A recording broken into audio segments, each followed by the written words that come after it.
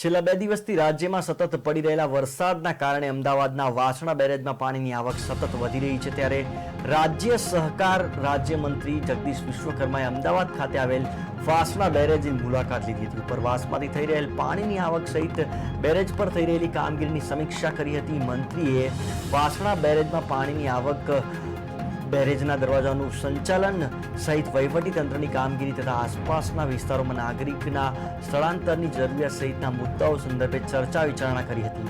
આ પ્રસંગે શહેરના મેયર પ્રતિભાબેન જૈન, એલિઝાબેથના ધારાસભ્ય અમિત શાહ, મ્યુનિસિપલ કોર્પોરેશનના હોદ્દેદારો ઉપસ્થિત રહ્યા હતા। 30 કલાકથી અતિ ભારે વરસાદ આવી રહ્યો છે।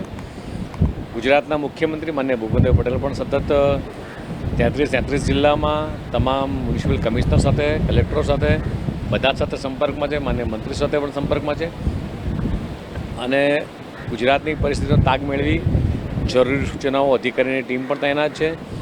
લગભગ હાલ રાજ્યમાં એનડીઆરએફની લગભગ 14 જેટલી ટીમો તૈયાર છે। તેવી જ રીતે એસડીઆરની કુલ 22 જેટલી ટીમો તૈયાર છે। ભારતીય સેનાની પણ કુલ 6 જેટલી ટીમો તૈયાર છે। રાજ્યમાં બધી જ જગ્યાએ પરિસ્થિતિ ખૂબ નિયંત્રણ હેઠળ છે। આજે ગાંધીનગરનો પણ રિવ્યુ લીધો, અમદાવાદનો રિવ્યુ લીધો। અમદાવાદના મેયર શ્રી, સ્ટેન્ડિંગ ચેરમેન, અમારા શહેર અધ્યક્ષ અમિત શાહ, બધા સાથે અમદાવાદની આટલો બધો વરસાદ હોવા છતાંય બધી જ જગ્યાએ પાણી ખૂબ ઝડપી